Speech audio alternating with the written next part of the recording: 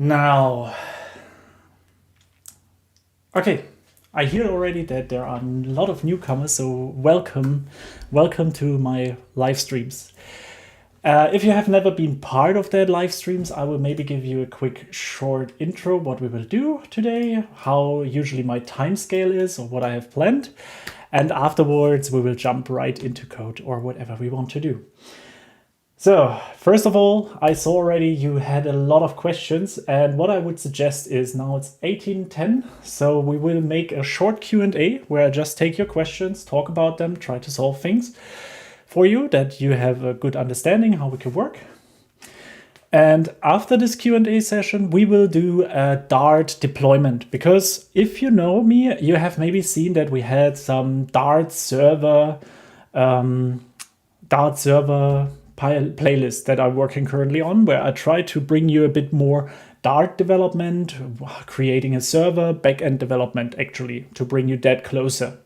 And here we came to that point that we have a server online, that we have it locally running, and now we want to deploy it to Heroku just to see our server running and that we can make API requests from our machine to a different machine in the web.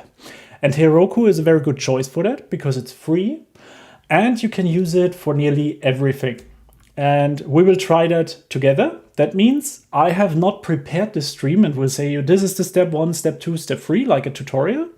It is more like the preparation for the tutorial. So we will work together on all these issues that we find along the way. We will talk about it, and it's more like a learning on the go. So you can always ask me questions and I will try to answer them as good as possible. For me, this is now an after work stream. That means I will have tons of fun. We'll make jokes, we'll ask you things.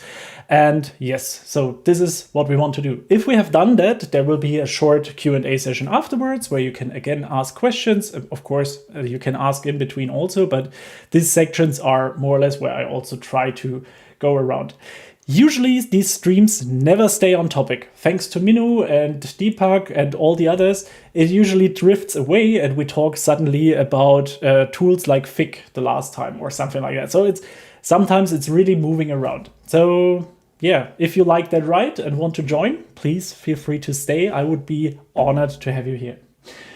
All right, so now I see already a lot going on in the chat. I had seldom such a strong chat active already. So as I said, I would like to go quickly into Q&A. And the first question came from, what do we see here? I want to become a GDE and he's a beginner, Daycode21.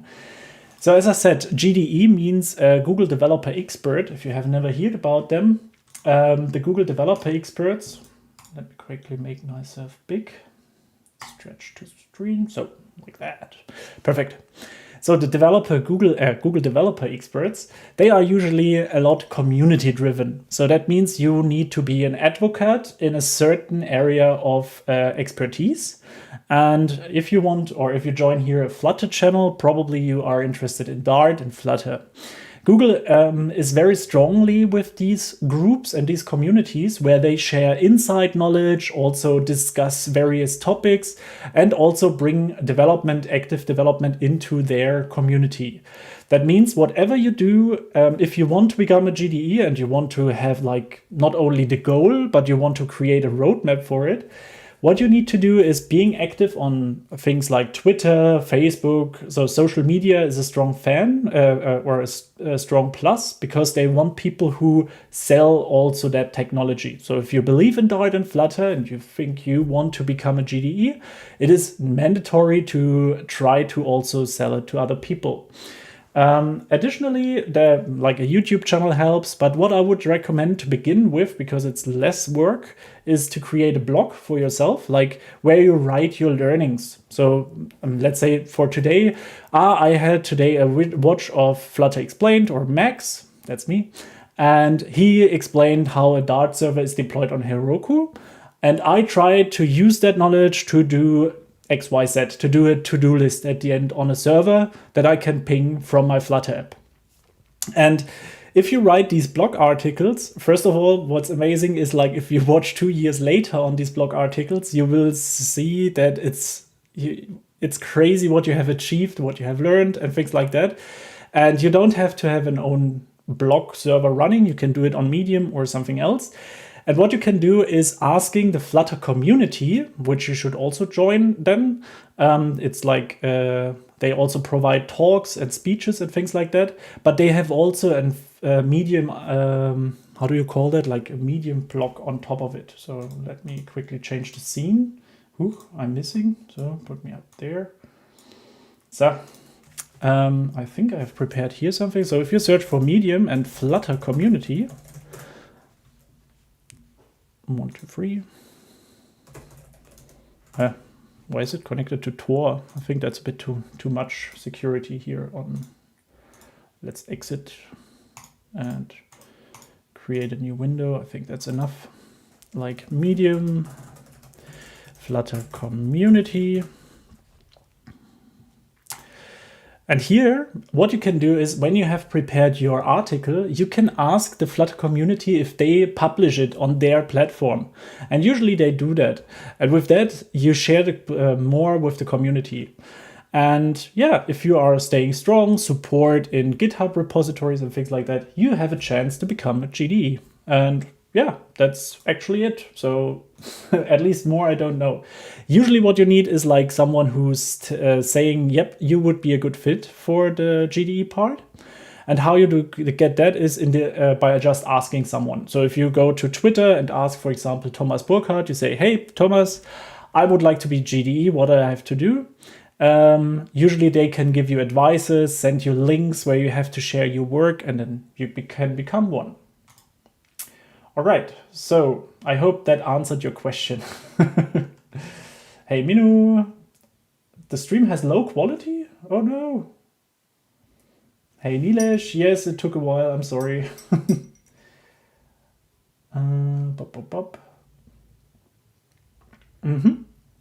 We'd use the shelf package today, or probably. Okay, so that's that. Then we had, which apps should we put inside my Flutter resume? Well, as many as you have, of course, but of course I would go for impact. What does that mean?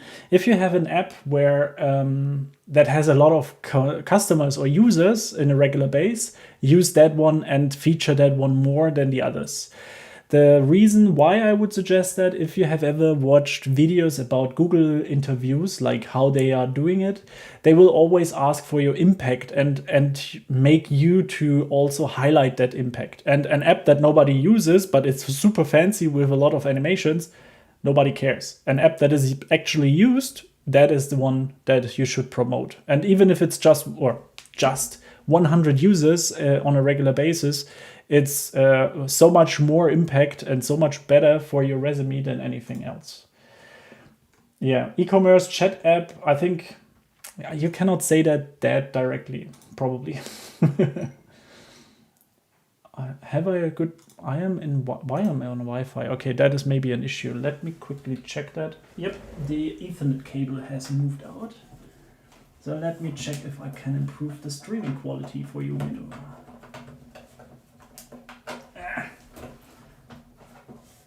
I really need that Simpsons image with technical difficulties. Probably you know that. Then we can do that. So let's run that. Perfect. And I think I should be back.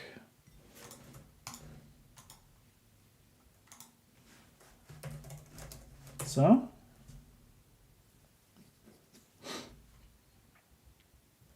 Okay, I believe I'm back. Hopefully, yeah. So very good connection is here, and probably I can. But it's only 360p. That's interesting. Huh. It could be that I have set up the streaming quality in. Right. So this is an issue. So let me quickly change that here. And probably the output is, as I said, if I work on a different machine, yes, of course, it's scaled down. Okay, I needed to, or if we want to improve that, I need to restart the stream, so I'm probably not able to do that. How is it working? Can you read? If I open the editor, let me quickly switch.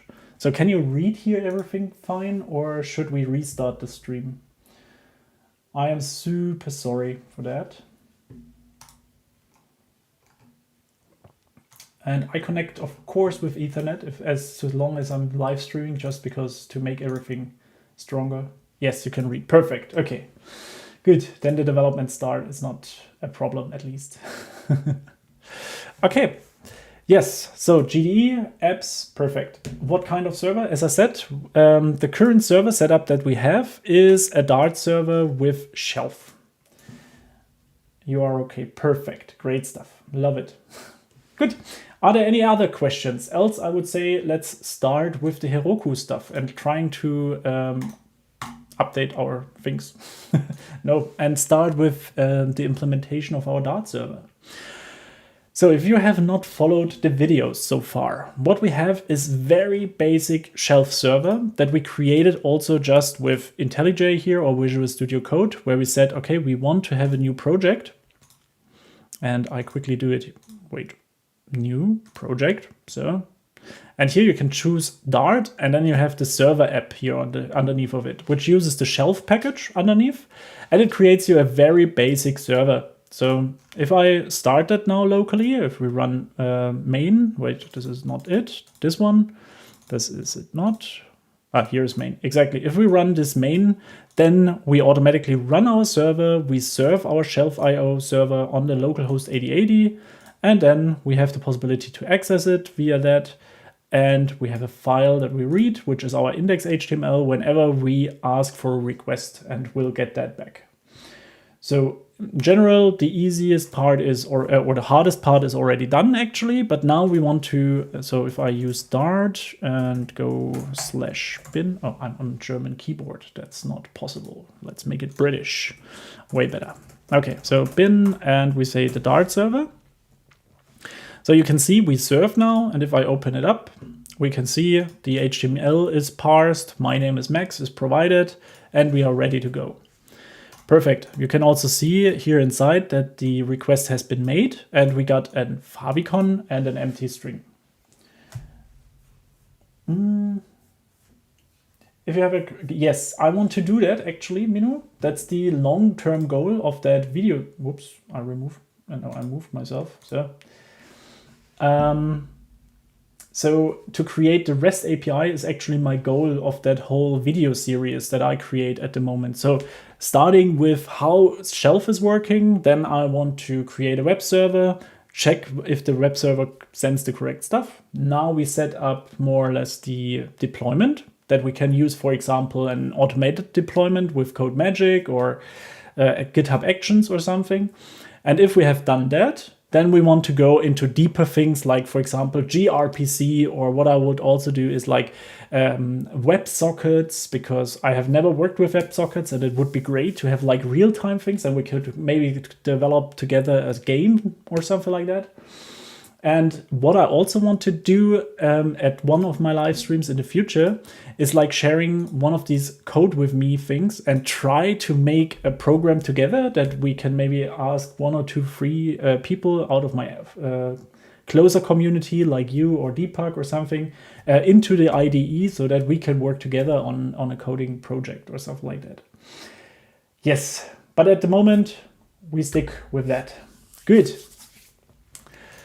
So we have the server, we can ask it, and now the question is, what do we want to do today? As I said, I want to go with Heroku.com. If you have never used Heroku, it is a Salesforce application. Salesforce is one of the biggest CRMs in the world at the moment. And can Dart server share code with Flutter via package? Well, a REST API, it's very hard to take that question right now, Bin, because I don't completely understand. So the Dart server is here to make the communication between 2 clients, right? So the server is on top, and we have left and right as a client or multiple clients. And with that, we can send information between these 2. So what we could do is we have player 1 and player 2, and they play, for example, chess, and then they can switch things. And with WebSockets, we could even do that 2 figures are moving simultaneously to a time or something like that. But as I said, I don't want to move too fast because I have to read myself into the whole topic. Cool. So Heroku, exactly. And Heroku offers us now a cloud solution to, just start a simple API or a server. And of course, we have to log in. For that, I quickly have to switch probably the windows. So let's Heroku. So.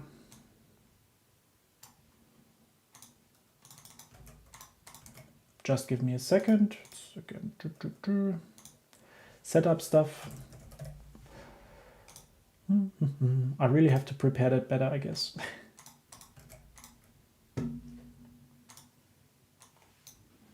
So getting the verification token, and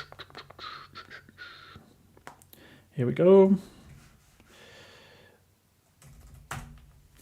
Cool. So now we should be part of Heroku. Mahtab is amazing. She's very well, but because of the child, she is currently completely off. And she also skipped all the meetings in the GDA and so on. So she's more interested at the moment to diaper our baby and take care of her. And she's also very well, the small one. So you can see I already did that once, and I'm not sure when I did the Dart backend server once, but it is a long time ago. So we will have to learn a little bit on it. And what we can do is we click here new and we create apps. So, and if we do so, we can provide a name for that app. For example, let's make for our first thing. What could we do? Thank you, Evan. Great to have you. So what could we do in the app name? Do you have a good app name that we can use? Lily is her name. L-I-L-L and a Y at the end. Okay, so how could we call the app? Let's call it Dart. No, Dart backend is so boring. Like, what could we do? Flutter? No.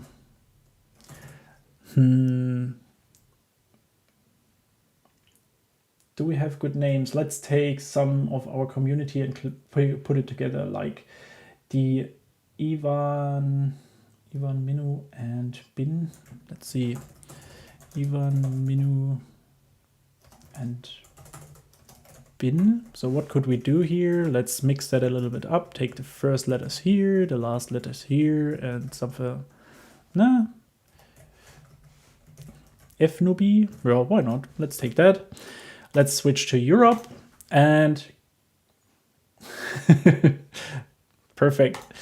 I don't know how disconnected we are actually. I have the feeling we are quite slow with the latency, but that's fine. Let's see. So we have here Ivnubi, perfect name for our app.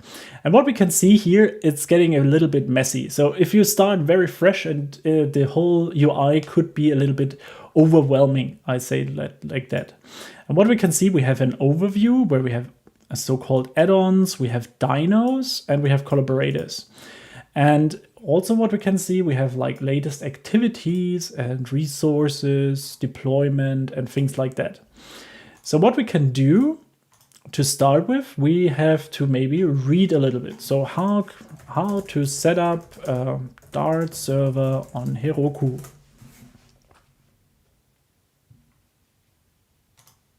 Stream is buffering, that's always a sad thing. I cannot see that. Here it's just saying very good connection, Minu. Sorry that I cannot help you too much with that. Let me quickly check the OBS. Yeah, it's also saying very good. So sorry. Okay, but now running Dart app on Heroku. Let's see, Stack Overflow. So questions are here, and what do we have to do? So it seems we have to call Heroku, and there seems to be a Dart pack, a build pack even for it. So Heroku build pack Dart. Okay, so we need some kind of build pack for the whole thing. Runs a Dart VM on the Heroku cloud, installs packages via pub, that's perfect. Builds client app with web dev. Getting started, okay. So we can clone the build pack. We go into a directory. My first git init, first call, create config. Okay. Configuration, specific trip. Good. But the first thing that we need to do is getting somehow this CLI running. And how can we do that? If we go back to deploy here, you can see there is already like an installation guide for us. So let's see if we can do that. Opening the terminal. And what you will see now is that Minu was telling me the last time, if I remember correctly, that I should try a tool called Fig, F-I-G. And I was very quick in that live stream because I didn't have the time to look deeper into it. But today we have the time. And the website is fig.io. And if you like the terminal, I highly recommend you that tool because it's like a game changer since I have installed it. It's really amazing. You can do so much stuff. And like, for example, I have Kubernetes. You can see all the different commands I can call. Or if you use Flutter, enter Flutter, you get all the commands. And if you use, I don't know, want to go into a directory, you get all these inside. And really a game changer, really great. Can highly recommend it. So let's see if we have Heroku installed. And you can see I was already fast. I did that. So because I already worked with it. If you did not do that, or if you don't have the luck, you can go here to Heroku CLI. And here you get all the prerequisites. You have to need Git installed. And after that, you can just brew it here. So if you just use that, you have it installed. So after we have it installed, you can execute Heroku login. So I think that is now a bit too small. Can I increase the font size here? Yeah, great stuff. Make things readable for everyone. And now if we execute Heroku login, tack, it will tell me that we can upgrade. That's good, but we don't need. So I press any key to open a browser and log in. So let's try that. I have to log in again. So what I can do is taking that browser, move it over, and hopefully invalid request. Okay, let's try it again. So any key, fine. And here we get the URL. Let's take that one.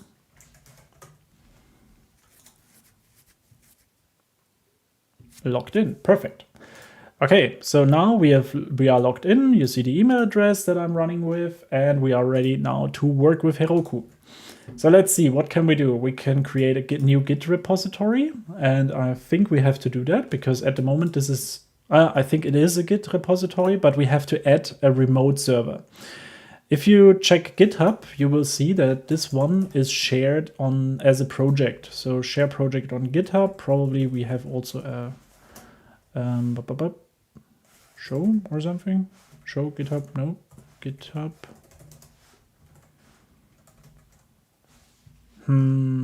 Or open. Nice that it shows me everything with, no, it's just share. Did I not publish that? That would be crazy. I usually publish everything, but yeah, it's right. It's not on Git. What? I cannot believe that. It's crazy. So we can host Dart in two ways. One is in containers and one is running the Dart file. Correct. So yes, exactly. I guess so. So, but now I just have to check because it would be crazy if we don't have the possibility to, or if this one is not on Dart server, Dart development server pod. Okay, surprise, surprise. So that's why I say the live streams here are usually always done with some learnings, because how should I prepare for that, right? So GitHub, share project on GitHub, Dart server, or Flutter tutorial, Flutter explained server tutorial, or just call it server tutorial. I think we don't need that. FE server tutorial, fair enough. And probably share cannot be empty. Why do I don't have a, oh, what is that now? You know, I have to do it. Okay, let's follow first the Heroku part, and then after the live stream, I will take like 5 minutes and update everything. By the way, I'm trying to contribute, fix some issue for ServerPod. Great. Friends are waiting. Okay.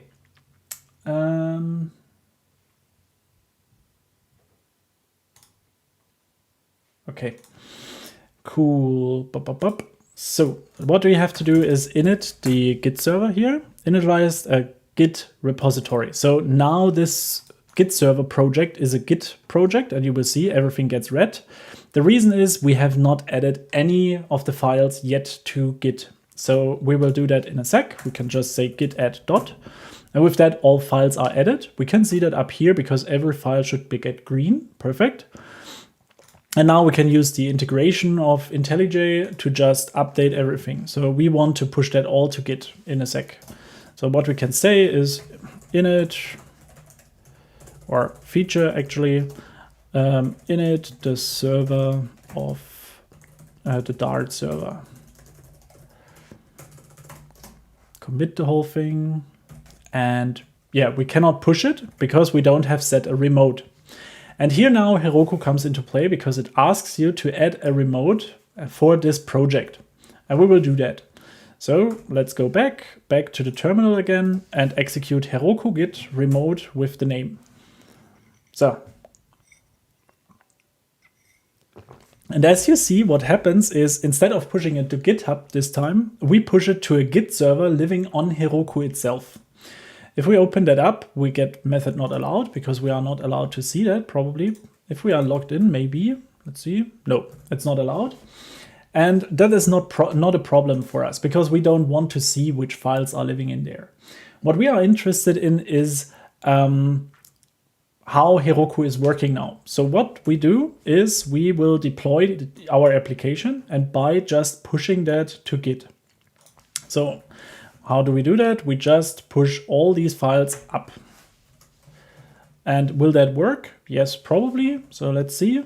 Push has been rejected by main. Show details. And what's the reason for that? No default language rejected for the app. Okay.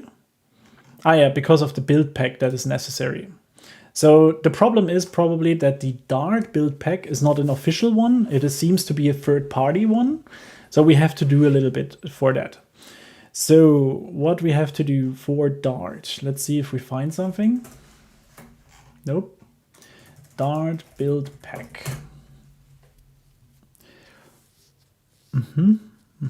Getting started with, okay.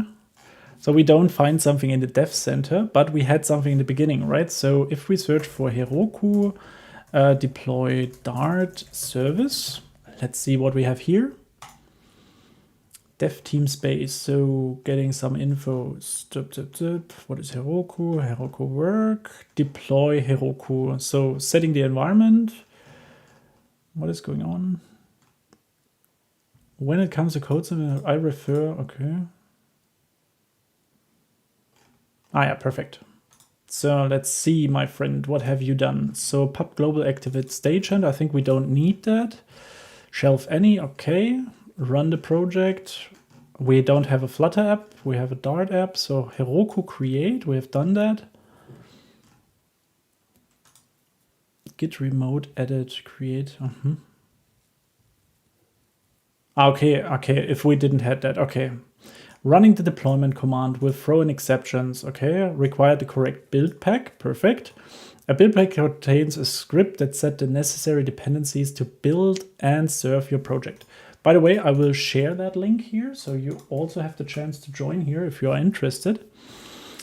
To spell custom build packs, and although the Dart team has one, I made a tweak. Okay, so let's see what the Dart team has for one. Okay. Let's search. This is the same build pack. Okay, it's just a wrong linking here, unfortunately. So he uses his own build pack. That's not what I would like to do. But what we have to do is executing Heroku build packs and then use the script for the Git. So Dart build pack Heroku. Let's search if we find one. It would be better to get the official one. So stable kernel has one created. Stable kernel, if you don't know them, they are the ones that are behind Aqueduct. Aqueduct was a server management tool for Dart.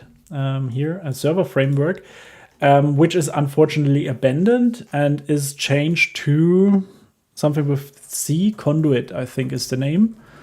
And Conduit is the new version, more or less, where they branched off of that, and this is now the actual version that you should use. Okay, so Heroku build pack Dart, that looks much better. Runs VM, getting started, Heroku create, we did that already. So CP, we have to copy that, create a Heroku and specify both this build pack and URL that points to the SDK, okay. Heroku config, specify the script, web, override build command, activate global packages. Okay, so we can do that all from the CLI. That's pretty cool.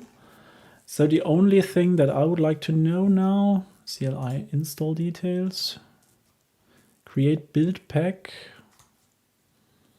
Okay, so we have just to set that. So back to the terminal. Let's see what Heroku can do for us. So build packs, set or add is the question. Add new app build pack, inserting into list of, let's try that one for the app and add this one. So we remove that command here and let's try to execute that. Missing one required argument, build namespace name of the build pack. Okay. That's unfortunate. So how can I add this build pack? Config add build pack URL. Okay, like that. Okay, let's try that. Missing required flag A app. Okay, let's add that. Expects a value. Because I need to add it to the app that we have created. So where is our Heroku stuff? Here. And the app is Evnubi. So let's try it again. Evnubi. Perfect. Aha, here we go. So setting the build pack, that has been done. That's a good sign, I guess. And what do we have else? The SDK URL of Dart. So let's search for a Dart SDK. Do we get, yep, here we get that. And I believe if we see any release Dart from source and as a zip file. So probably we need this one. So there you get the services. This is now an archive, so I share that too. And these archives we want to download now. And probably Heroku will work with create a Heroku and specify the build pack and a URL that points to a compiled Dart SDK. And what I assume is that they work with a Linux machine, probably. But can I be sure? Good question. So we will just have to try, I guess. That's a bit sad, but I don't see a better option at the moment. So we will use this one. So if I would click it now, I would download it directly, which we don't want. So I make right click and copy link address. Hey, Daniel, great to see you. So, and with this link address, we go, where do we have to add that? We have to add it as a setting, right? So we take this command here, Heroku set, move that over. I have to be a bit careful that I don't always put it onto my face. But I think you will shout quickly enough if I do stupid stuff here. So config, set, and then we will use the app, which sticks for Evnubi. Perfect. No, yes, perfect, good. And then we say the Dart SDK URL and add the value that we had here. So copy link address, check. And let's see. Restarting, got that, perfect. So let's see if that all works out. And the last thing is now we should be able to push to master, or better to main in our case. Main, zack. Not a git, we are not in the correct folder here. So I will use IntelliJ for that and push. Let's see what works. So envdir.app detected, we have build pack, we have Dart SDK, welcome, this machine is a Linux server, lucky me, Dart VM, and it installs the whole thing. So it downloads the Dart VM. Why use Dart? Very good question. Why not? So the reason is I like Dart as a language, but there is no specific reason behind it. Actually, if I would do a server at the moment, I believe you are better off in a real project with different languages. Probably Rust. I think Go is a valid choice. Dart is now only interesting because, and Flutter is getting more and more like into the broader group of people because of Flutter. And so I think Dart gets also a push up in languages.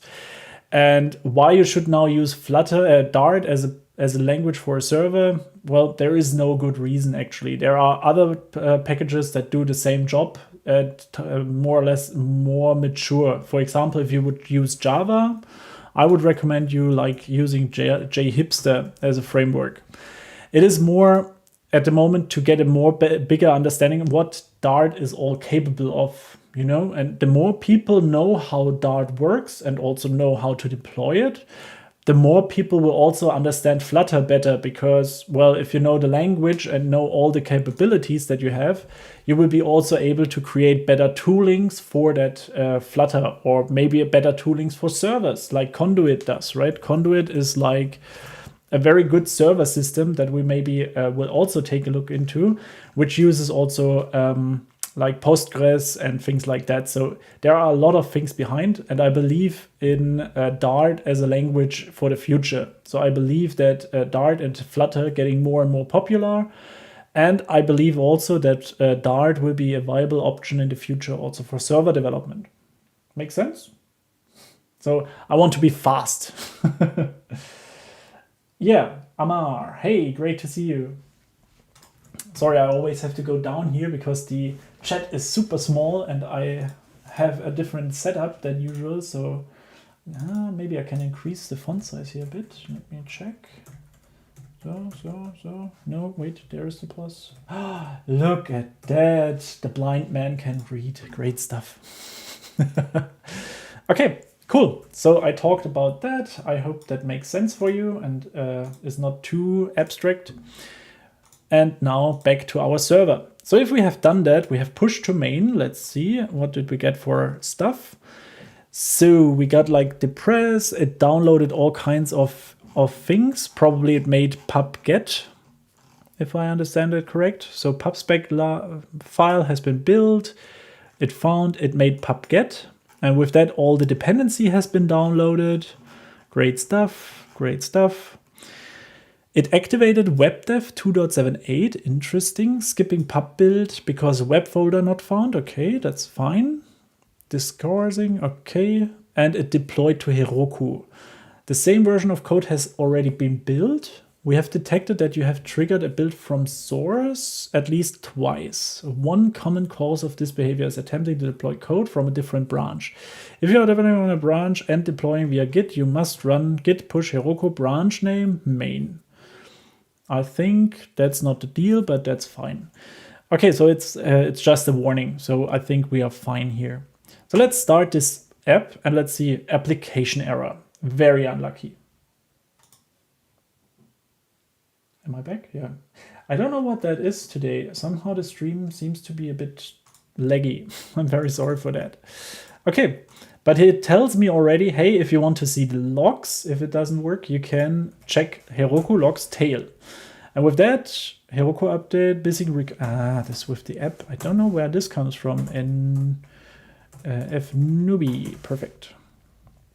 So, and now we get the server logs from Heroku. And this is pretty awesome because now we can see all the things that are missing or where the errors come from.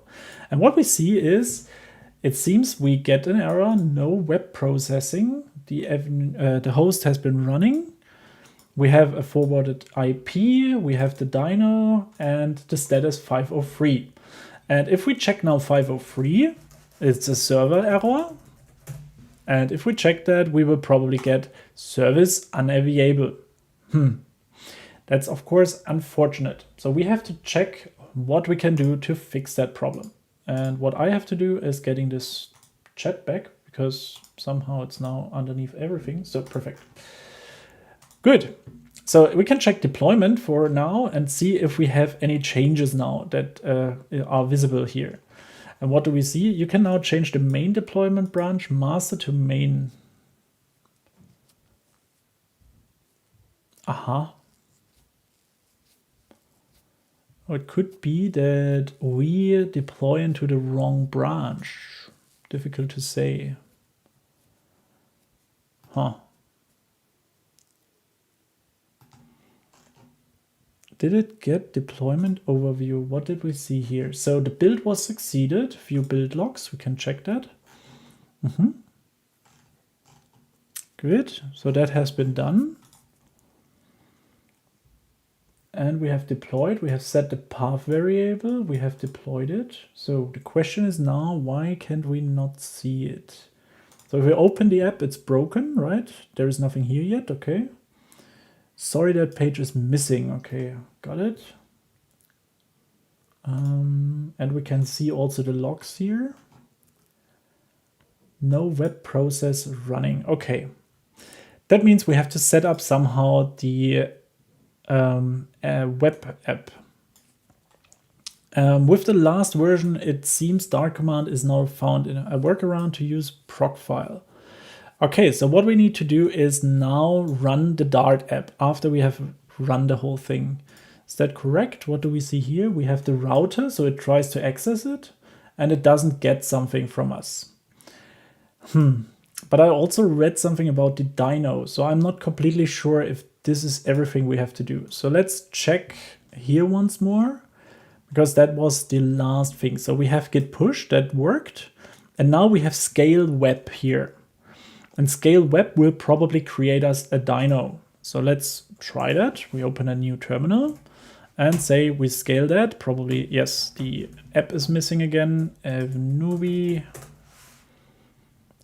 Couldn't find that process web type. Okay, this is because a procfile is missing.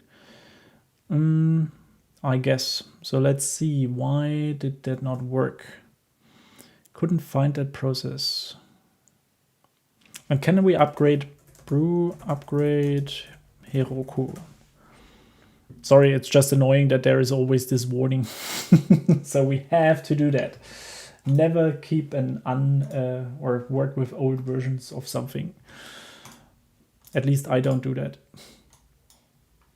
Which brings me often enough into trouble. So it's not necessary that you would always do it. So sometimes I also get stuck. And it's always amazing to do something in a live stream where we have only problems at the end.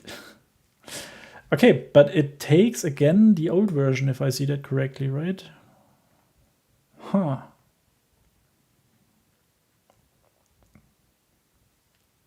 Interesting. Why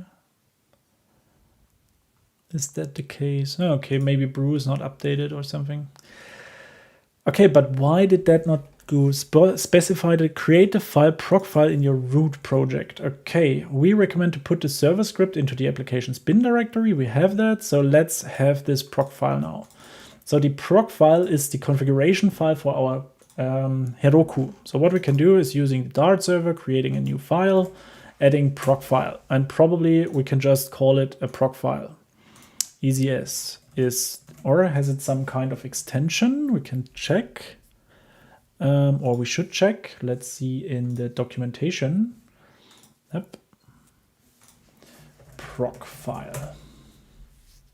The procfile. Cool.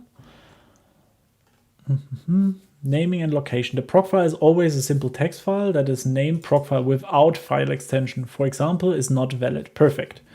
must live in the app's root directory. It does not function if placed anywhere else. Okay. Fair enough. Good enough. We know that. So that means, and inside of here, we just want to execute our server. We go back. We can run now this web, which is probably a server for the dyno, a command, what we want to call it.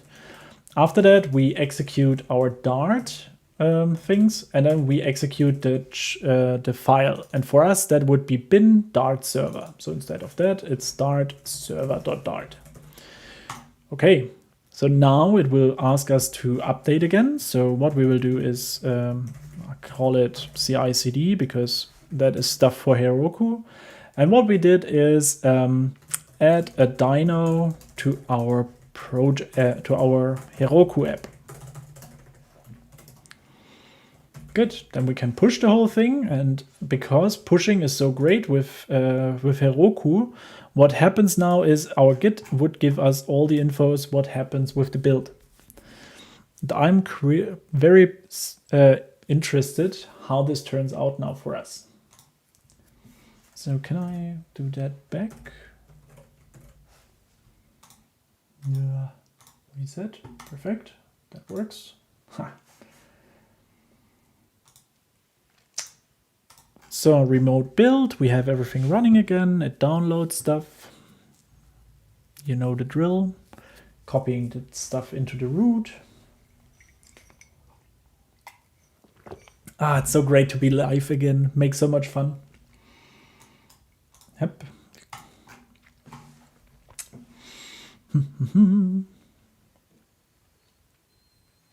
So maybe for an info in between while we wait, I'm currently working again on our website because it was horrible bad. And I know if you are if you are going from mobile phone, it's currently not really responsive, but I'm working on that.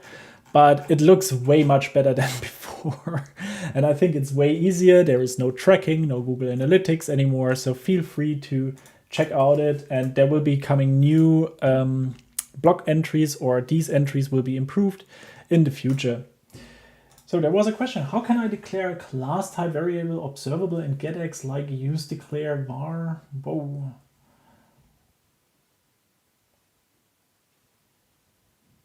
But I want to create a class type variable observable like model class or something. Yeah, Satyam. The problem is I have never watched into the getX library, so I cannot necessarily explain that the best to you, I guess. So sorry. I think what I would suggest is asking in Twitter, because I think there are a lot of people or going to yeah. Can we create a card widget as neomorphic? Yeah, of course you can. I mean, for that, Flutter is there. And if you check pub.dev, you can also check for neomorphism, I think. And there you will find all the kind of packages, and some of them are already pretty great. So you see here, you have the card already there. You can just use that one. I think there is not so much need to create a new one, but what I would suggest is if you are interested, just help them develop. So go to their repository and tell them what you want to solve. I think, yeah, pretty cool that they have already so much, such an active community behind, in my opinion. Pretty cool. So failed push because push rejected, push failed, verifying deploy. Probably of the proc file, which is now there. They don't like that because we have to run the, wait, where I have my terminal. There we go. We have to scale now. Let's try that. Scaling dynos, couldn't find that process type web. Or do we have to create that dyno ourselves before we use that? Let's see. Let's go to Heroku again. And here we have our fnewbie. Going to overview, configure a dyno, find more add-ons. I don't think so. The app has no process types yet. I'm a bit confused, honestly. I had expected that it would work now out of the box.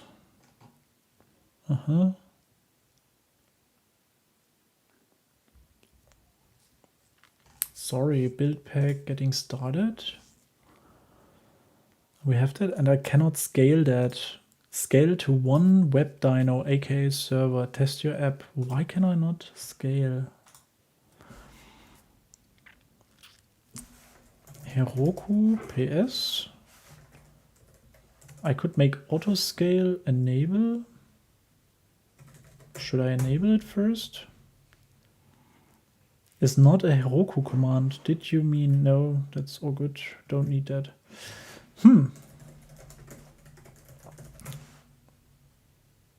Heroku missing flag. Okay, then we have A for app, and there we have FNUV. Perfect. No process types on. Upload a proc file to add process. We did that, and there was coming an error from the update. So why is that the case? Push rejected. Connection closed while receiving data. Push reject failed to compile Dart app. Connection closed. Probably my internet connection was dropping somehow. Git push. Let's try it here. I have to go to the project. So let's see, where is the project? Probably in, this is an IntelliJ project. So let's see. That would be idea projects. And there we have the Dart server. And if we join here, git push, then we can read it also a little bit better. Building from source.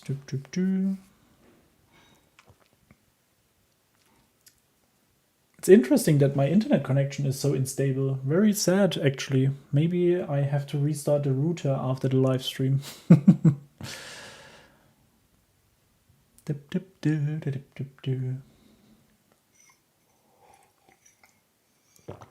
So,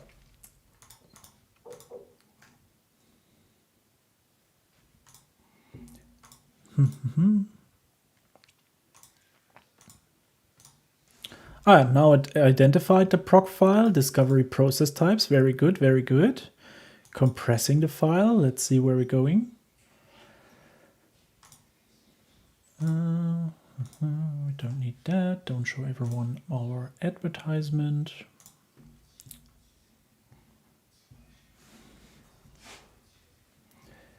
So let's see if Heroku does that. And what I could do in the meantime, because we don't have some kind of background music, and for what do we have stream beats? Let's see. Could get loud for the first second. Oh no, you don't hear it even. Ha! Cool. So let's switch that probably to... Interesting. Audio output capture. Okay.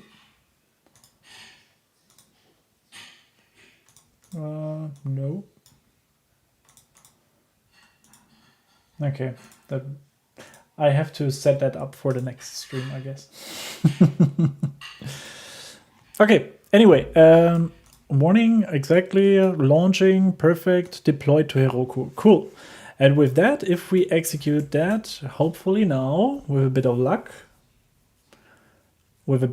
our server has now been started up. It can take a while to join that server yet. The reason is, if you are going to Heroku, they will always kill your dynos if they are not used. And if you go the first time to the page, it will take a second because it needs to start that up. For that, the server is free, but you have the benefit that it's completely free. And afterwards, if you want to scale up, like if you have the necessity to increase your, let's say, to increase your users, then it should get up and more people can join it and it's going faster and things like that. And you have to pay, of course. But what we can see is the Heroku app is there, starting the whole thing. We served the server now. There is an error. Failed to bind the port within 860. Okay, stopping process. State change to starting service localhost 8080. So probably we have to change the port or something. Build succeeded. Okay. Let's wait a second. Oh, and we get an error. That's sad. Sorry, this page is missing. So I was really hoping that this would work.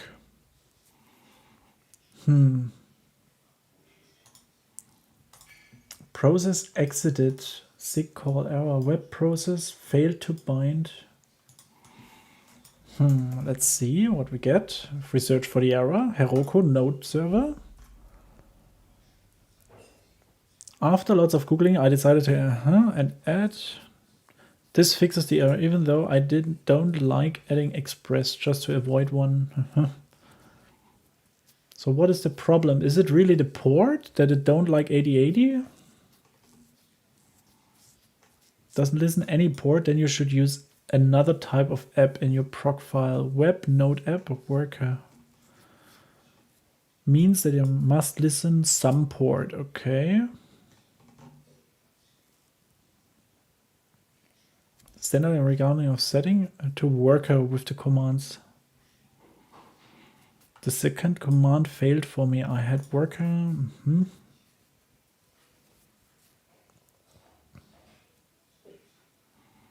Listen to process and port.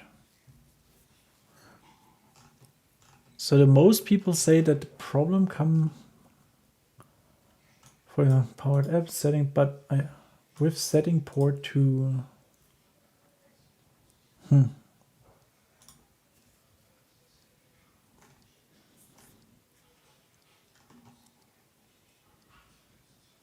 Heroku dynamically assigns your app a port, so you can't set the port to a fixed number, which it look like you are doing at port 4. Aha. Okay, so we are not allowed to do that. So what's the option here? We have to found the issue, remove this from package.json. Okay.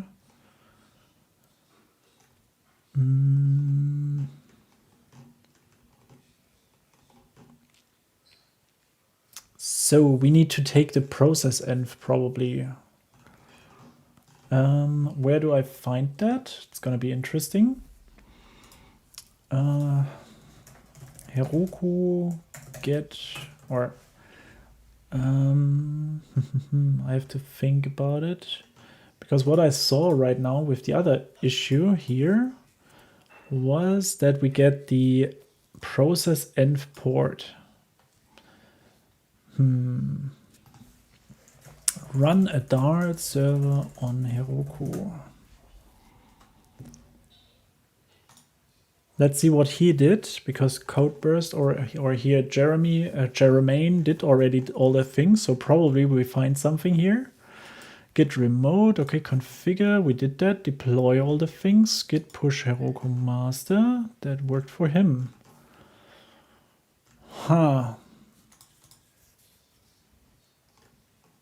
But he did a web app, or this will produce a build folder, web dev. He used web dev for that. And we want to execute a server. Let's see, so shelf server on Heroku. Serverless in Heroku. Here we have a web service and can run a free unlimited.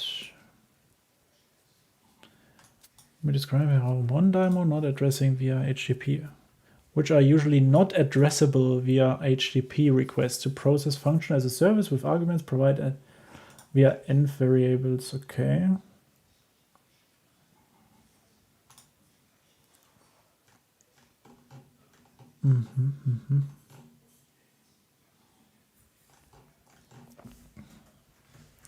So what we can try inside of here, we could try, instead of using the 8080, we have to get the port somewhere. And this one is on the, so what we need is Dart get environment variables. String from environment. Is that even possible? Let's see. Map platform environment, and then we get all the environment variables. Okay.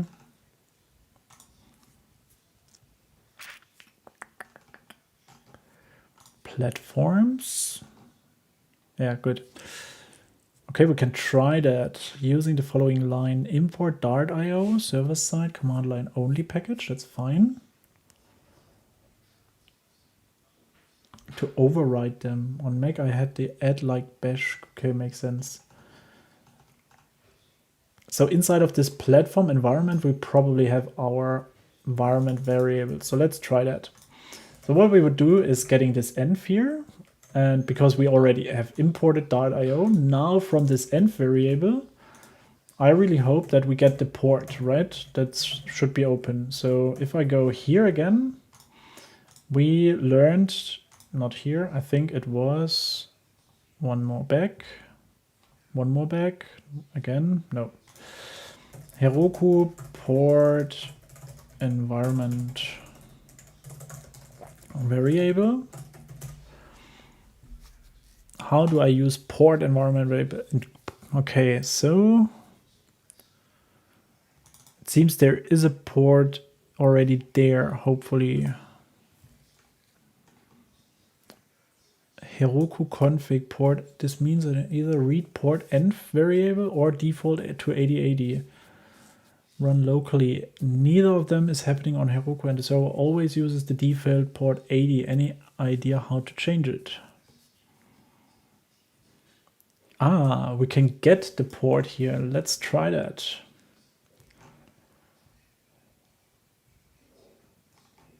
Sets the port variable that you are supposed to bind and listens to TCP 80. Aha.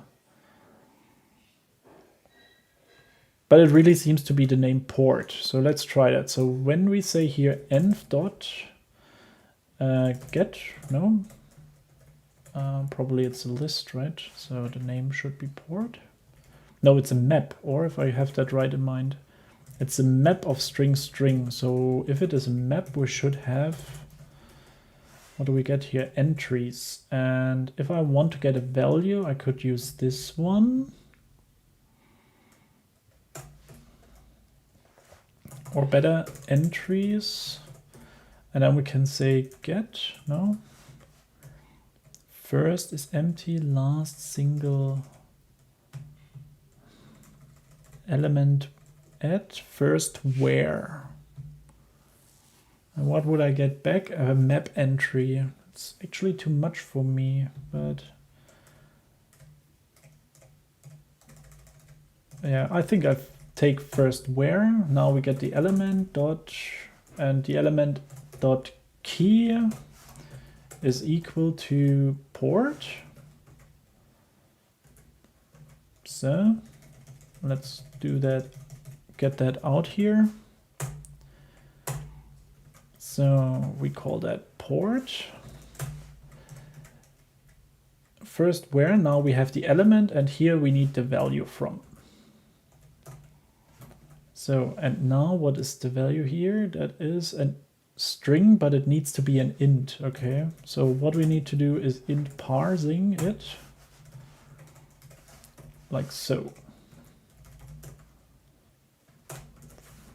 Be my guest. Okay, so let's try that. If this is working up, we have our correct port at the end. Get port from Heroku config. So, and what we can do before we push that, of course we can push it anyway. You have a dream to create an app like Telegram and clone of Telegram. Cool animation performance, still the app 15. How do you do that? Well, I would start small. Well, if you want to create a chat app, I think there are a lot of tutorials already. And if you search for Telegram itself, like there is also Telegram clone Flutter. I think one of our community members has created already a Telegram clone. And you can directly use that actually as a foundation for that. And I think we have that on CodePen even. Let's see if we find some. Unless to then... yeah, I don't find it yet. But there is one already existent, so it should give you quite a good solution there. If you can be under 15 megabytes with Flutter, could be difficult, I guess, because you have to deliver the Dart VM, and I don't know how big it will be to have all that stuff inside, because cross-platform is always a bit difficult with Flutter and small project sizes. But you have to try it. It's a great dream. I'm proud of you if you do it. That would be amazing. Okay, so what I will do is now push the whole thing and hope that we get the variable there. And in the meantime, what I can do is going to the terminal and ask Heroku config get the app envy fnubi, and we ask for the port. We get none. Okay, bad. Let's see if the push is more successful, or if we also get there the errors. It would be very sad if we cannot set that. Maybe we have also to change from web server to the other part. Build web dev. It's a web part.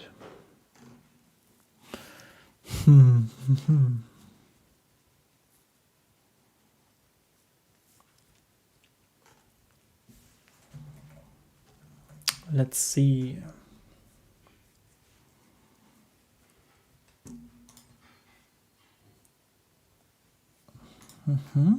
So deployed, okay.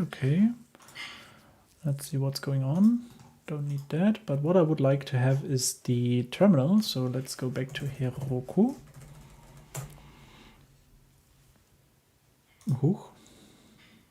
What? Oh, it's the wrong browser, of course. So here we have again the ports, and now we see it's starting up somewhere else. So it's now port 87, 78, and 60. So let's see. We take that, and in here we should see that. Now the question is if we have to enter the port here.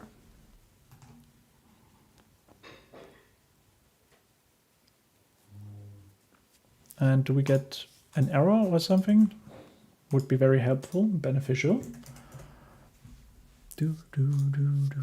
Build succeeded, deploy, okay, release V8, perfect.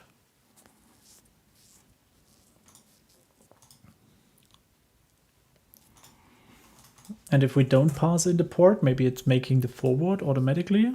State change from starting to crashed. Web process failed to bind to port within 60 seconds of launch.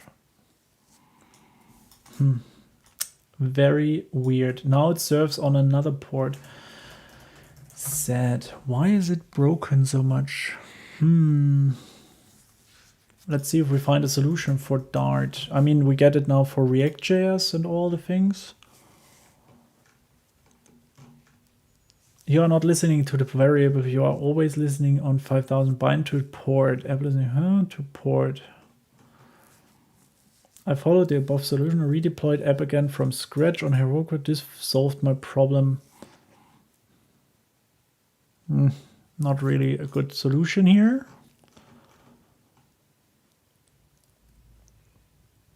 App listen port.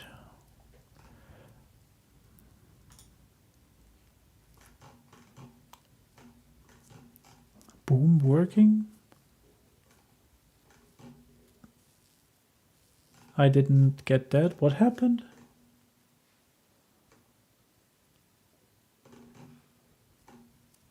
Remove number from process inf port in server.js.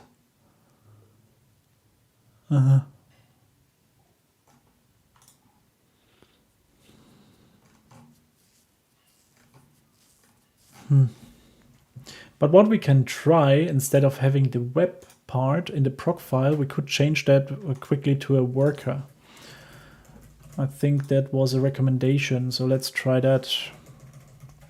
Make it a worker. Commit the whole thing. Now let's see if this works. It's a tad bit sad that I don't really understand what is going on here.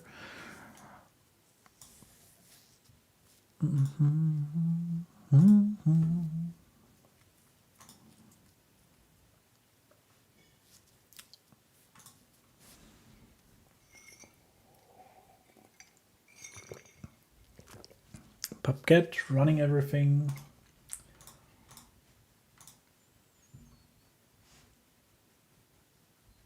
Ah, you think I should change that? It's a good question, Sukon. I will check that in a second. And which state management is good for beginners? I think all of them, but I would recommend to start with provider and increase to something more advanced like block or, I don't know, get or whatever there is. The reason why I would recommend that is a provider has the benefit that you get way more documentation, way more people who have, well, way more people who work with it already. So you very quickly find tutorials, more advanced stuff there, and you can also create your app with it. And then if you think, okay, maybe it's not the best part, or you collected some ideas, then you can maybe try something out like block pattern, for example, which I'm a big fan for. Also, Redux is a very viable option, which I also like because it has a single store. But yeah, a lot of people have opinions, so try to find a solution that works for you, I would recommend.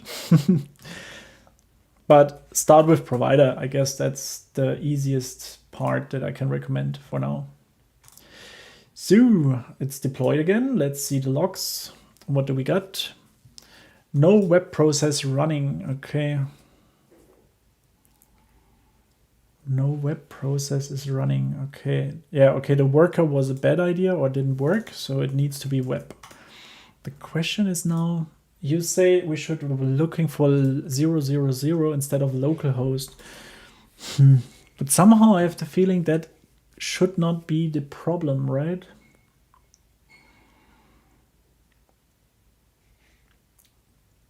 Instead of, because localhost is 000 or not? I mean, we can try.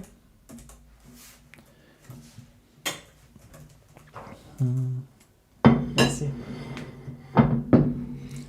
So my evening lunch appeared, thanks to my beautiful wife. Okay, but that doesn't change anything. So the build succeeded, that stuff happened, but we got some error. So from crash to down, build succeeded.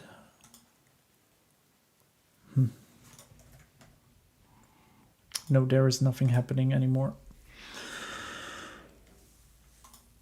I'm so sure that I have already created one of these servers, so I'm pretty sure it is possible. We just have to find out how and why it doesn't work now. So we switch to 000, maybe that solves the issue already. We take the port that we get from the server. So yeah, let's try that again. Knock, knock. Welcome back, Minu. Get a team-based continuous delivery. I don't think we need that at the moment. Resources, we have that as a worker. What is that? Nothing, okay. Confirm. Was it disabled? Huh? What? Ah, okay, experimenting, exactly. That is what we want, an experiment. That is working. Okay, activities. Now there's building again. Let's see. Yeah, sure, Mino. If you have an idea how we can solve that issue, it would be great. So what we tried already, we changed to localhost. And what we also got is now we have parsed the port number that we received from Heroku itself. But somehow we did not have the chance to finally serve the folder from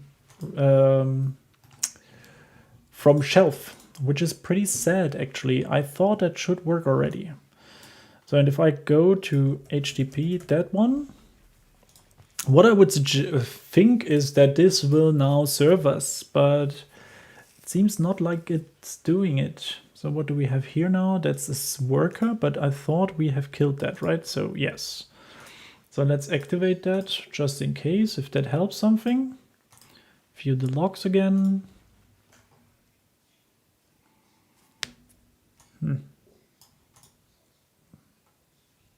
So starting the process with the command, that's fine. Staging to up. We got now a random port here.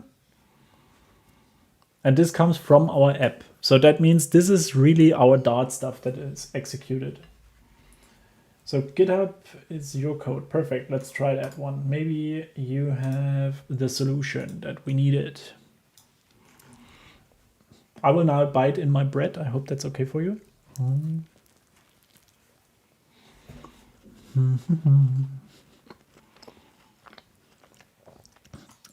So you have also a proc file. You execute that. It's web. Perfect. Lib. Nope. Bin.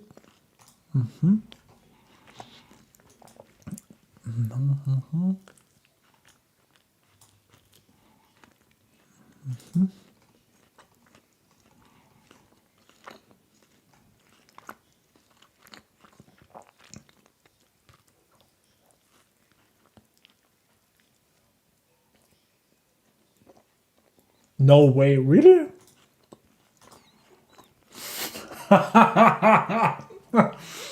Okay, who said that with the 000? Sokron, great stuff. Okay, amazing. So that means now we have a server running. And now I'm very much surprised. Did you use localhost or did you use 000? Where do we see that? Down here, we get app and host name. Where's your host name? What is my bread doing?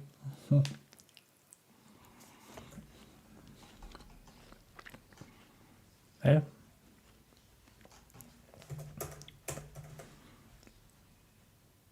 Where's your host name coming from?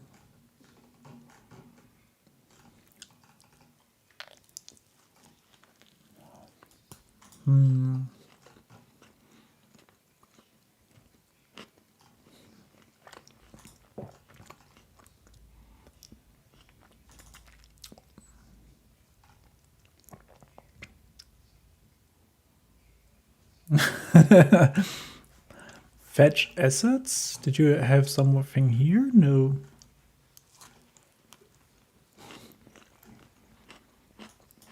Ah, you have the constant. Ah, probably from the constant Dart. Let's see. Constants here. And here's the host name. Yeah, 000. Aha.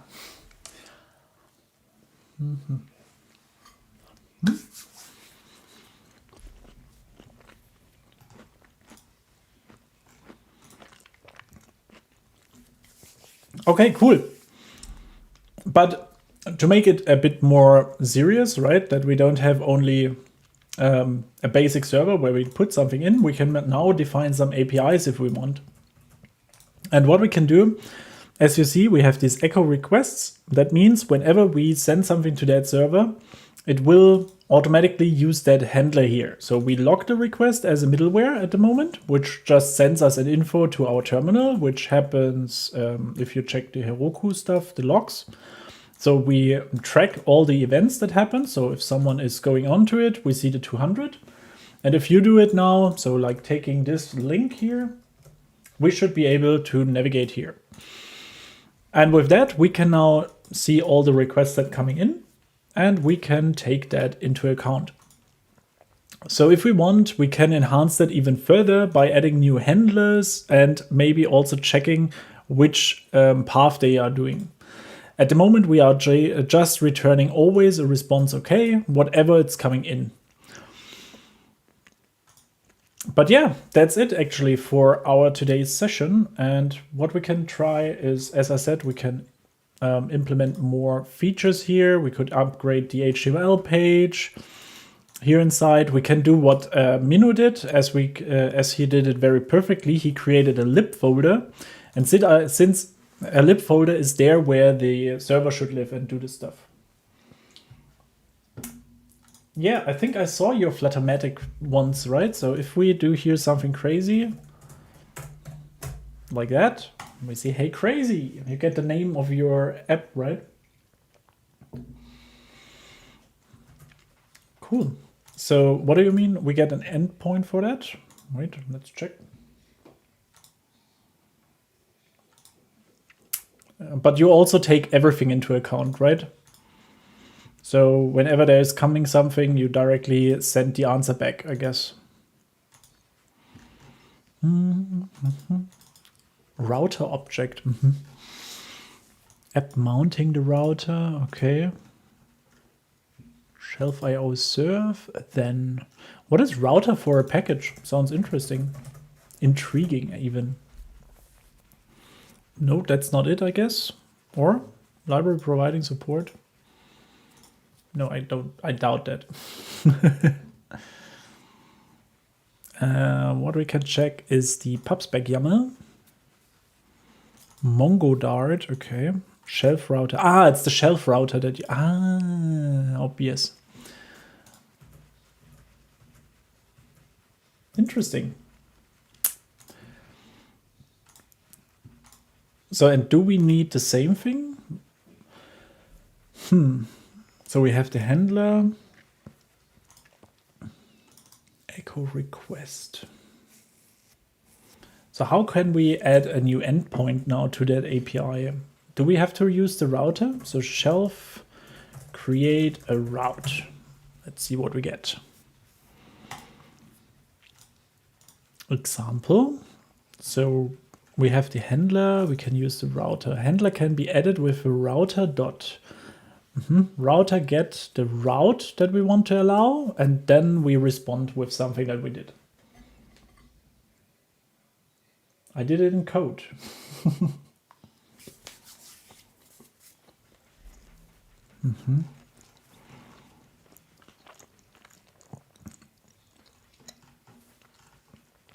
While I'm quite looking into that, I just want to understand what we can all do.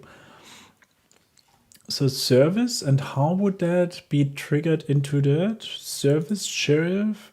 Ah, okay, so we have the service class that creates, and then we put all the handlers inside. So where comes this service from? That's the one that we create up here. And what do we do with this API part? Is it even used? Yes, or?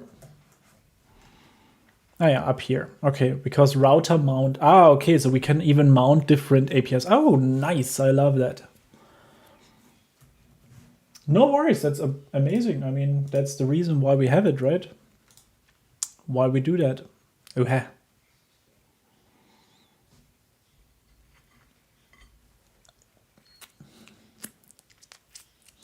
Linux stuff, build open logic. Okay, there is all the environment variables. Okay, but what we can do is we just create a very basic one. So how do I structure my servers usually? What I would recommend you is a 3-layer architecture. The one that receives the calls and answers that is the API layer. Usually then you have in a bigger project the domain layer. And as you guessed it already, we have also like an infra layer, or how I always call it is a repository layer, but let's call it infra for now. So it's pretty easy to understand. API is the things that come from outside to us. Domain is the things where we do things, and infra is like we want to get data from a server, from a backend, and from an HTML page, and we collect all that and send it to the domain. Random API. Yeah, I mean, random APIs are amazing. If we don't have them, we have a problem, right? If you want to test something very quick, I don't know, random user generator. A super simple API that I always use if I have to test something. So if you call that with the API, you get always like a name, some information like passwords and everything. And that helps you a lot to work with. So in my opinion, actually. So highly recommend that. Okay. But now let's increase that we have done something for today. I really want to do that. So in API, we would have now, what would we call that? Like a registration of all the APIs? Would we do that? I think it's better than having everything in the bin folder, right? If we would do it all in the Dart server file, it's getting a huge mess here in the long run. So we want to have a router object that then we have to add into the server, right? Into the serve handler part. Pipeline, add middleware, add handler. What is pipeline? It's interesting. Can we use that maybe? You use the router for that. Yeah, I mean, for that we have the router, right? So let's see, we have shelf. I don't even have installed the router package.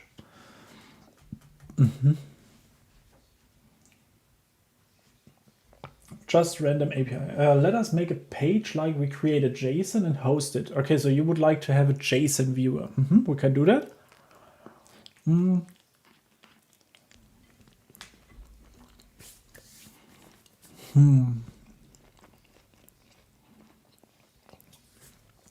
Yeah, why not? I mean, it's for today, a very small thing. So, and what I will do is I will also use the shelf package, I guess, the shelf router package. I guess it's the easiest way to implement all that stuff. I'm getting confused with all these browsers. Get away. So, if you don't know how shelf is constructed, shelf is not only one package, it's multiple packages that rely on each other. And if you want to, for example, work with WebSockets, you cannot do that with the default shelf package. You need to install the shelf WebSocket, I think. Shelf? Yes, shelf WebSocket plugin, more or less. And with that, you can create then a handler and add this WebSocket stream into it. An API endpoint. Yes, so for now, we take the router here, install the whole part. Up. And take it over, and here inside let's add that. So got the shelf package, perfect, love it. And now with that we would create some kind, I call that router now, router.dart. And let's see what we can do here. So we have some kind of function like setup API endpoints.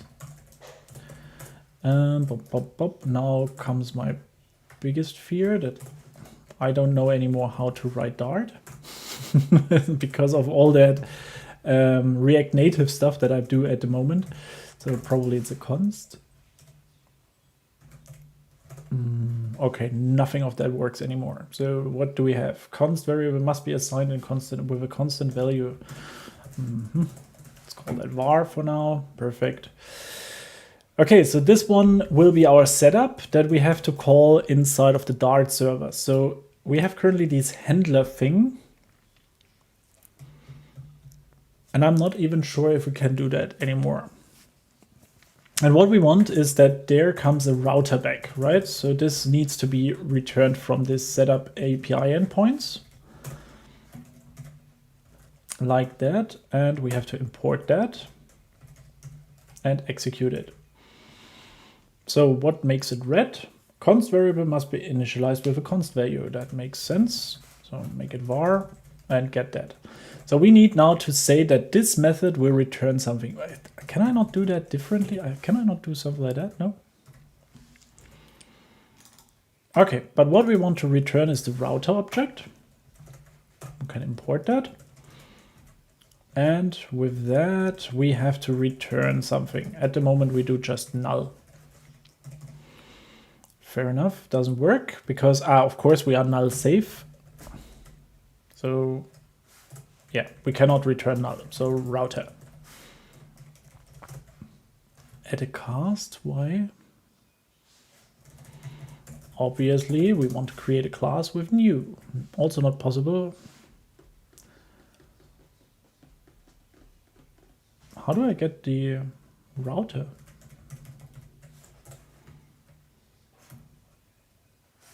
Is it fat error? No, I thought that would be... Is it? And that. Finally. Geez, I'm very sorry. Flutter explained and don't know how to write Dart. Very sad. No, but that's good. I have to also train. As I said, it's like long stories, right? If you have the long time not done it. It's really crazy because if you do only one programming language, And currently I'm only doing React Native, and so this is like vacation at the moment. Flutter and Dart is always a beautiful change. I love it because of the strong typing, a lot of recommendations from the language itself, a lot of opportunities. Great stuff.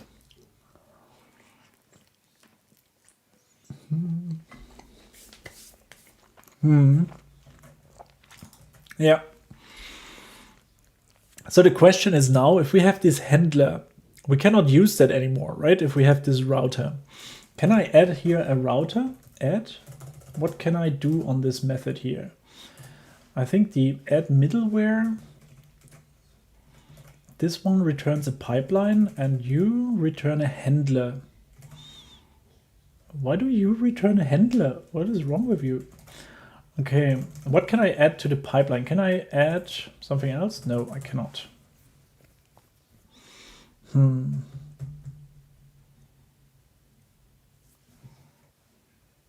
Yeah. So I want to get that. The question now from my side is, can I add that to the handler? Because we serve this handler at the moment, and I like the idea of having a middleware. So how does that work if I have a router suddenly? Is there anything on that package here? Maybe I can also add a time, a mark here. Yeah, good. So router get, how would that be solved with shelf itself? Shelf itself. So if we take a look into shelf quickly, and we get main, and here's the handler inside. A handler is any function handles a request response middleware.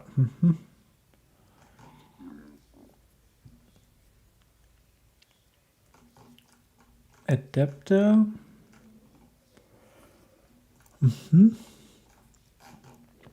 Okay, so if we want, or see, let's take that documentation quickly with us. A simple HTTP server that uses Firestore. Let's have a look how they built that stuff. So server.dart, main port cascade. This is what you was writing, Minu. I'm sorry. Is it true Google is developing the GUI framework of Rust for Fuchsia? I believe so, yes. So cascade, first serve files from a public directory, add static handler.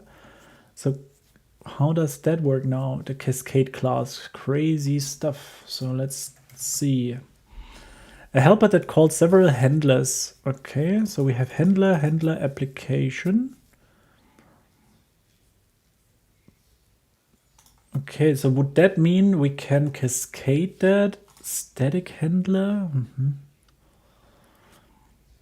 Shelf static. Serve log requests. Add handler. Cascade handler. Log requests. What is that? It's from shelf. Okay, so instead of doing this, then we would do log requests, which is probably the middleware. And then we would say here, add handler. And there we would have then the cascade that we create for the route. And the route is then part of the cascade. Is that correct? Yes, there's the router. And the router comes from the, where comes it from? It comes from down here where we have all the gets inside. Okay, not too bad. So that means we have now this router. We set up all the API endpoints, and now we add that as a handler. Do we have to add here something? Handler? No, perfect. Okay, that should do the trick. So we create the router, we put it inside here, and that's actually it. Fair enough.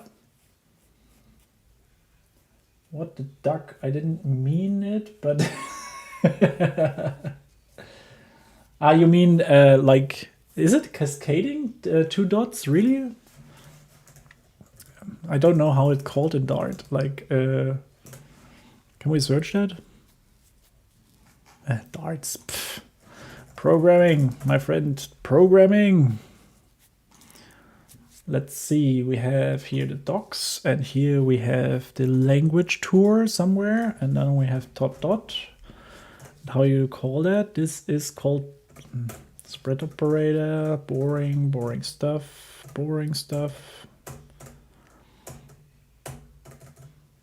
Cascade, yeah, cool. All right, learned something today. Cascade is the name. Great stuff. So we have this router, we set that up. So now we have to return the router. And how does it work? We have then to say get and what we want. So with get, this word is the so-called HTTP verb. If you have never heard about it, there are different ones like post, put, delete, connect, whatever. So you can get a lot of them. Most used are get for I want something from you, and post, that means write something down on the server. So good that we know that. And now what we want is getting, like, for example, now we can provide a name. Yes, so this will be our endpoint, like hello. And if we call that, now we should be able to have an anonymous function here, correct? And inside of here, we can now do everything. And what we have to return should be a hello world handler, a response, I guess, yes. So what we can do is if we have hello, we can respond with an okay. Well done, sir. So, and we have to import the shelf package for that, but that's fine. And I guess convert to single string is a mandatory. So what now happens is we return this router with this value here, but we should not forget to also provide an endpoint for the default, right? So we want to have an empty string here and pass in the default function where we now write something like response okay, and here we would like to send the HTML page that we had beforehand. So you remember this echo request? Here we asked for the file and then we send back the HTML file. If you don't know what we are doing here, feel free to re-watch the video where we did exactly that. And we import the IO. We can wait for that. I think that's fine. And we done that. So we specify the value that we want to get back, the content type in that case. We send the file back as a result, which is then just a default index HTML. And we can change here all the things like here, first API call, or welcome to Flutter explained API in Nubi. Great stuff. So, and if we push that up, the router should do all these steps, and then we can get that here. And we can remove this echo request, which makes also the main function a bit smaller again, which I really like. We have the route, and we should probably change that to router. Good.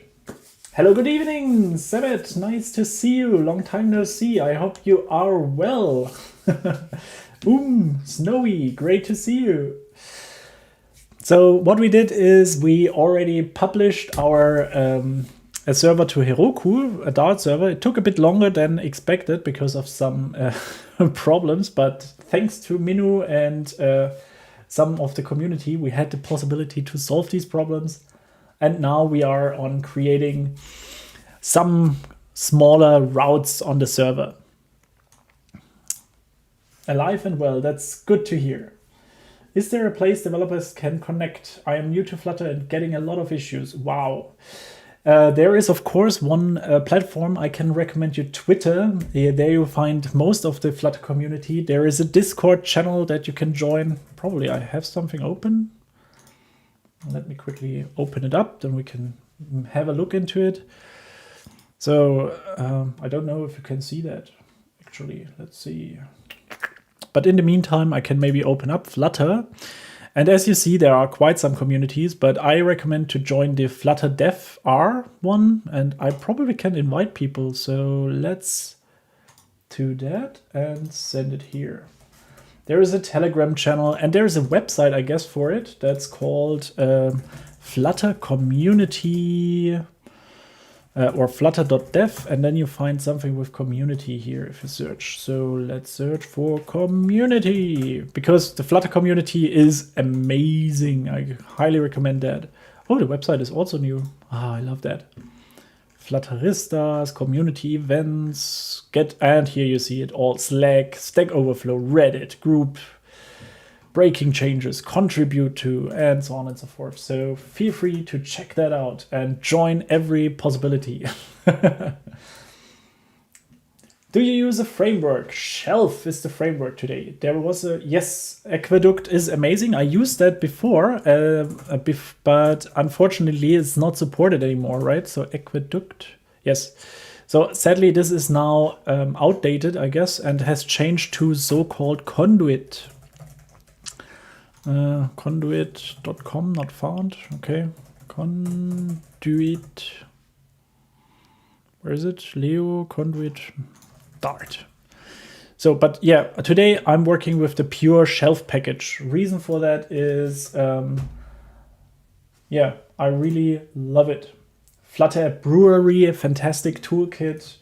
And if you have some spare money and want to support, I can offer you for 1 hour now. If I have never made this public, I'm always shy and don't want to do it. But what you can do is go to Gumroad, and there I have also some offerings. So if you are interested, feel free to join here too.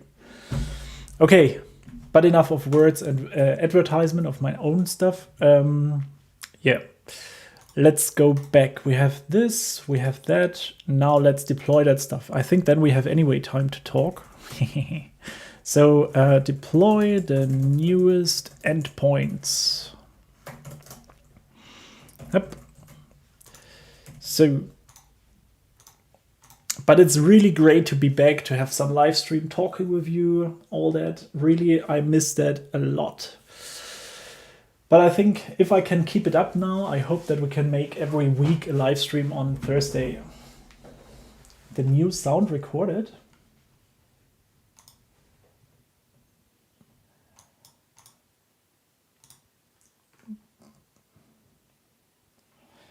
Huh. So let's change quickly. There is like, I get a recommendation for a stream rate the whole time that I should do. So let's try that.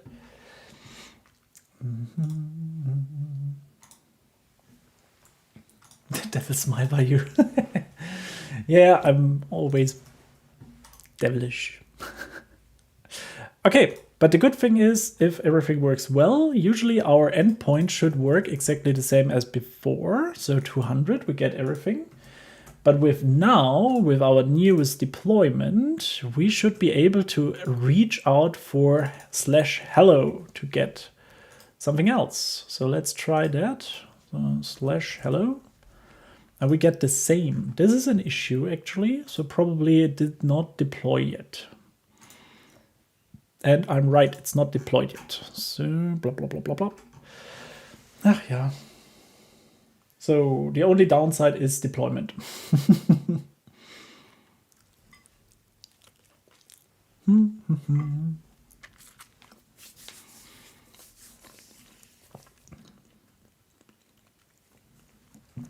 So version 11.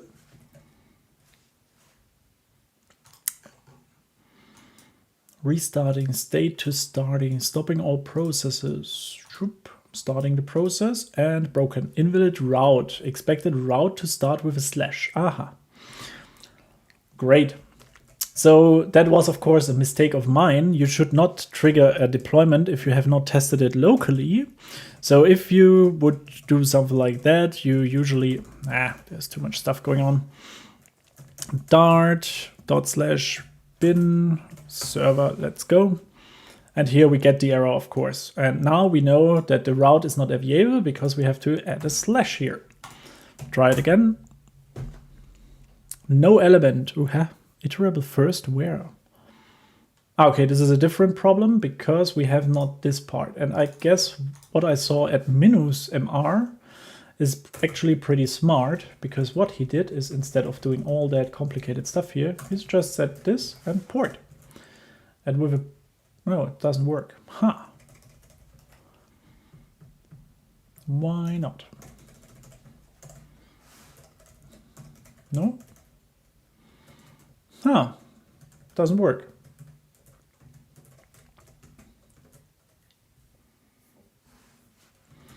Okay, under these circumstances, if this has no element, can I get like if empty first where? And instead to break, what can we do? First where is throwing, right? And what do we, or else, perfect. So what we can do is adding here an or else part. Boop. And or else would be 8080. Fair enough. Run it again. Too many positional first where? Did I misunderstood that? It's a, no. Obviously you knew that, but we have to do something like that. And I think we even have to make a method for it. Right? Or else, you cannot find the declaration? What? There's the test, and afterwards we have or else method.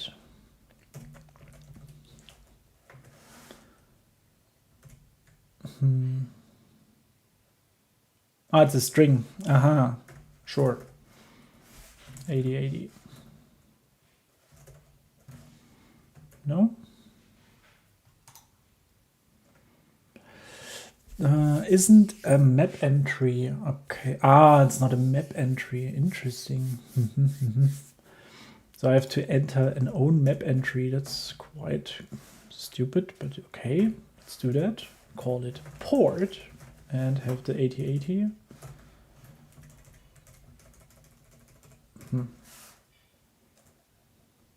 Map entry chook key is port and the value 8080, and that should be a string.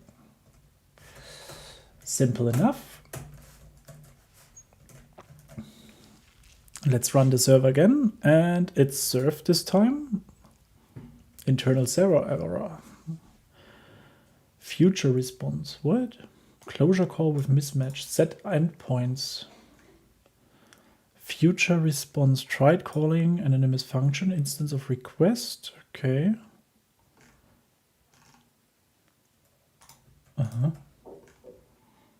This one is an await, and he don't like that. Why? Closure call with mismatched arguments. Are these routes not allowed to be asynchronously? Cannot imagine.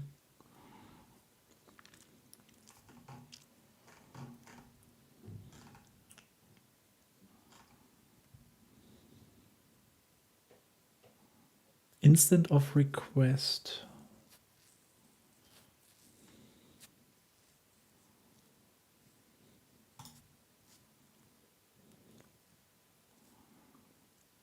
Okay, this will response. We send that back. Closure call with arguments.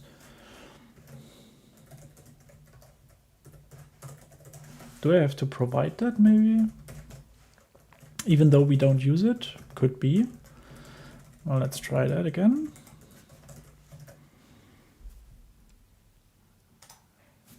Aha, all right, good. Interesting that we did not get that. String name, it's a Boolean, callback. Good, so why did we not get that as an information? I mean, if router.get is that, and we know that this is it's a pure function. But how is it able to say me that this is just a function? I would recommend to have here, if we need the request inside here, we should get like an info for that, or? Okay, so this could be something for, what do you mean? A request and a string name. But yeah, no, I think this is a problem of this get method, right? Because it's a function which it doesn't should be.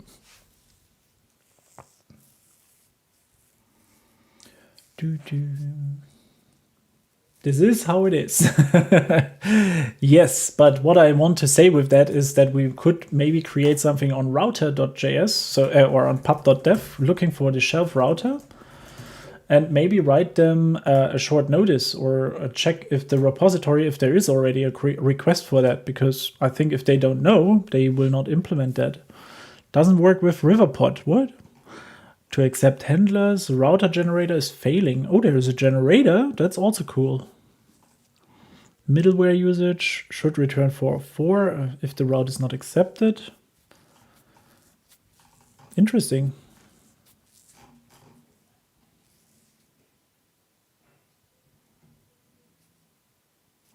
As they are optional, so it won't give it to you.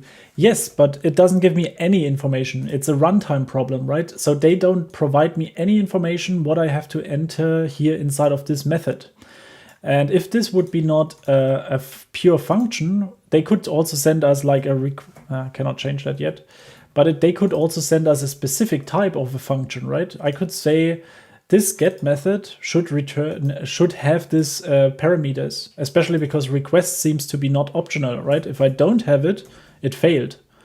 So if I run it again quickly, and run it again and execute it, we get an internal error because there was a call mismatch. So this request is not optional, it's absolutely mandatory. Interesting. Cool. But good that we know that now. Cool. We'll check if I create an issue for that for them, or maybe just create a merge request. It's maybe not even necessary, or they have a very good reason why not, but I think it should be. And honestly, I don't see the benefit why it shouldn't do it. Okay, so feature added or fixed. No, it is more a bug fix, right? Because what we did is we created already the endpoints, but fixed the endpoints to serve correctly.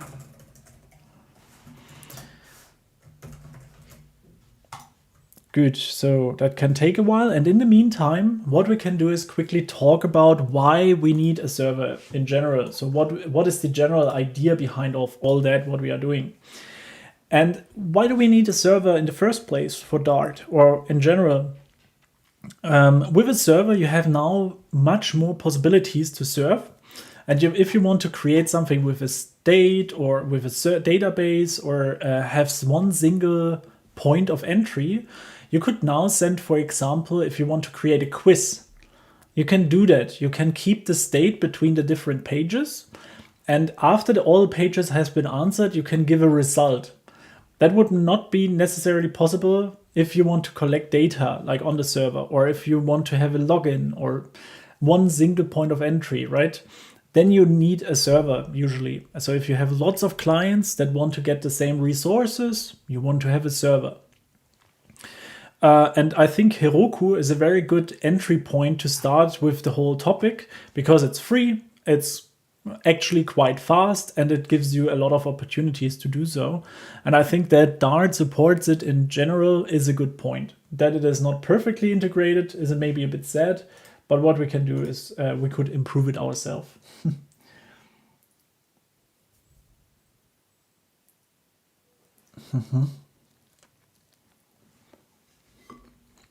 So if I check add get, so you tell me that they made it on purpose.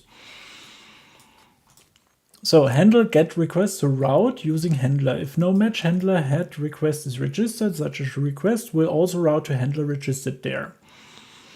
And now you say I can find it in add get. So let's switch to the not router. It would be more. Let's go to Brave. GitHub. No. PubDev. Shelf.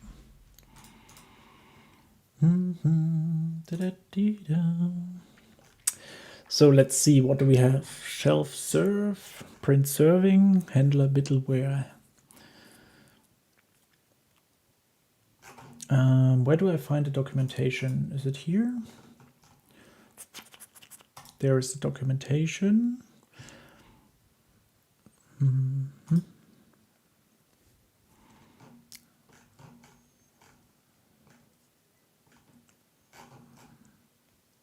API reference. What is going on? I need get function. No, add we wanted to have, right? Add method from Cascade. No, not from Cascade. Add handler.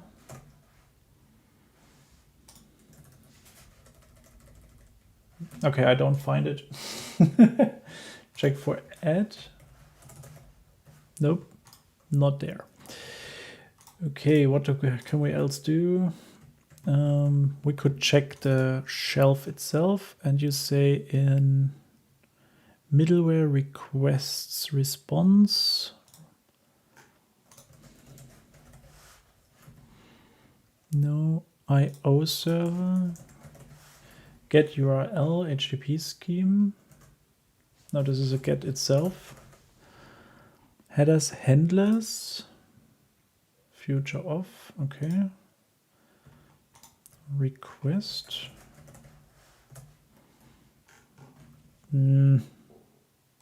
Server handler. Get server.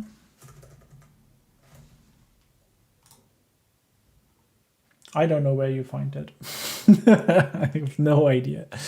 But if I check here, there is nothing inside, and I would say this function here is wrong.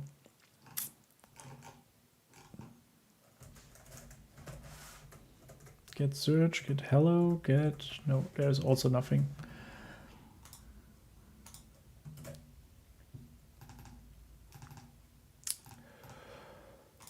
All right, so with the newest update, let's see if we have more. So build succeeded, perfect. So now we should be able to serve that under, let's check, run, no. Where have we? Here we go. And now if we make /hello, we get an internal server error. Great. Why? What did we do? Error thrown by handler. Null is not a subtype of future response.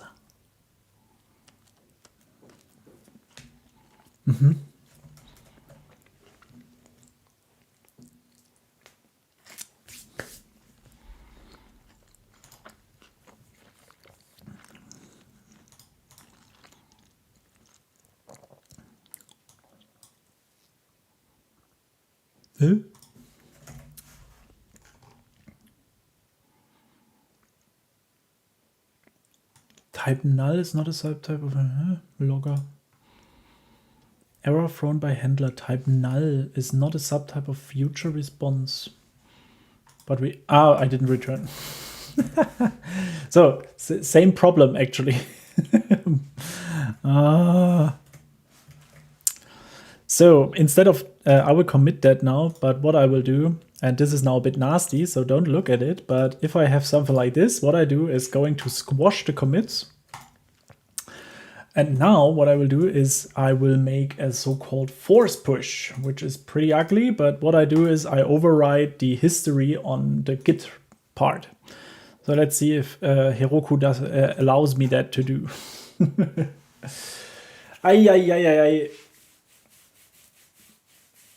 So, and this is always the problem if you don't get proper things. But what we could do is probably create an alias for that, or can we not? So if I say the whole time that I would like to have this information, do I know what part this is? No. So could we not create something that overrides that somehow? We get the override get. There is the add get that you mentioned.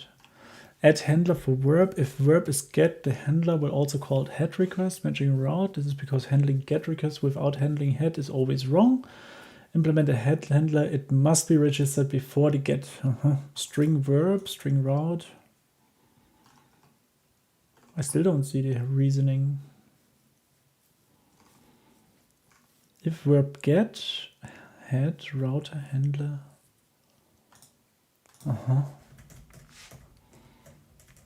But what would... because it's generalized. So this handler has to work for... No, it's the same. router entry, routes add, adds value to the end of the list. No.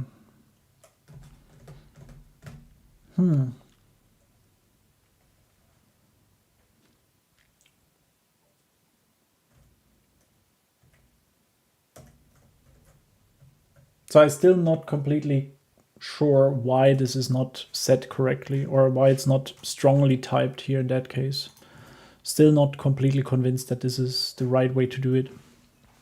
But that's no problem. I mean, yep. So well done, sir. We have now our response that we wanted. Perfect. And with that, we can now create multiple pages. We can return whatever we want, not only data, not only JSON. We can do really everything. And that's pretty cool.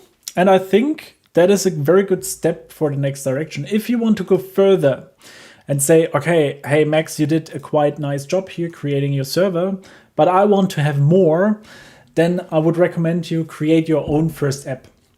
Like, for example, that everyone can create a quiz and step by step doing the quiz and maybe get a result at the end. And maybe at the end, you also create an analysis page where you check all the right answers and all the wrong answers. And you can say so many people answered that question wrong or right. And or you do something like Minu did, right? Minu did also that amazing web server that we find on in Ruby. Let me quickly check. Codeburst to CodeDraft. Did he not send it? Oh, wait a second, I saw it.